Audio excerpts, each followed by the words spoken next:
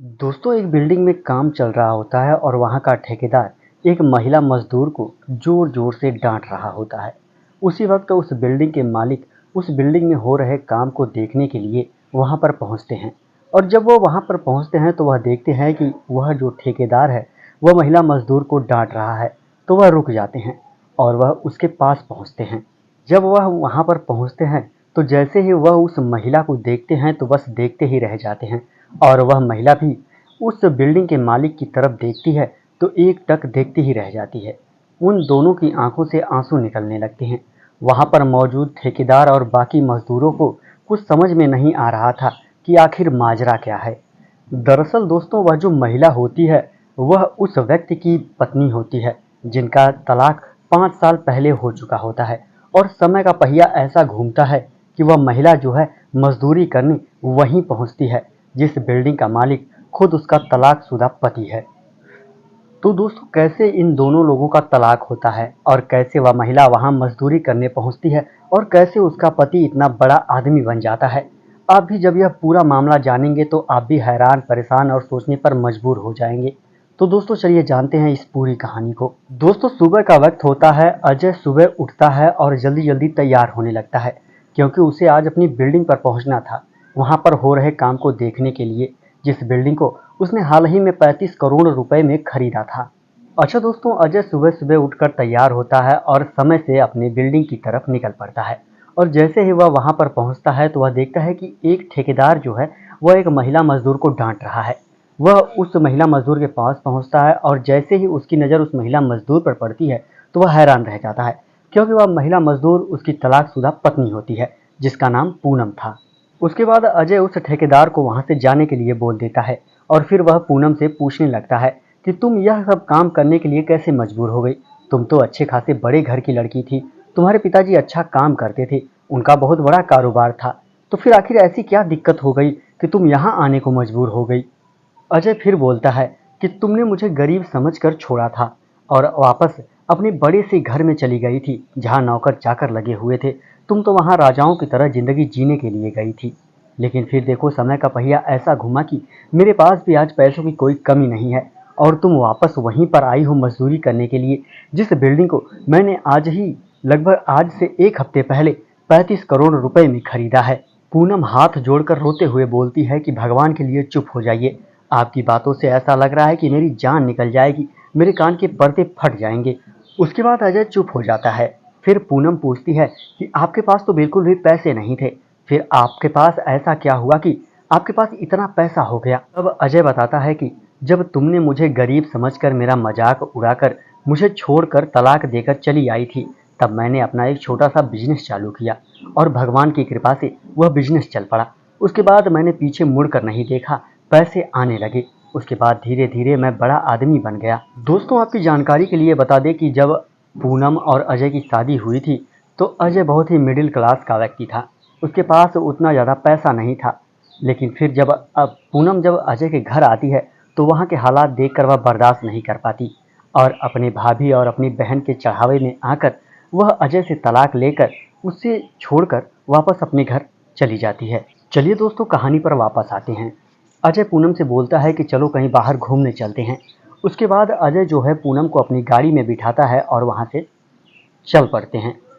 उसके बाद वहाँ खड़े ठेकेदार और बाकी मजदूर यह देखकर हैरान रह जाते हैं कि कैसे इस बिल्डिंग के मालिक ने एक महिला मजदूर को अपनी गाड़ी में बिठाकर वहाँ से ले जा रहे हैं। अजय और पूनम एक होटल में पहुँचते हैं। अजय पूनम से पूछता है कि आप क्या खाएंगी, ऑर्डर कर दीजिए।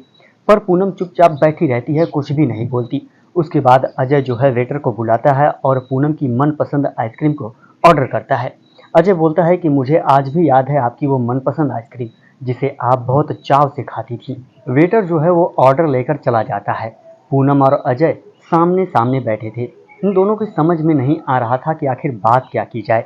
फिर अजय शुरुआत करता है। वह बोलता है कि आप तो इतने बड़े घर की थी, लेकिन फिर भी आपकी हालत ऐसे कैसे हो गई।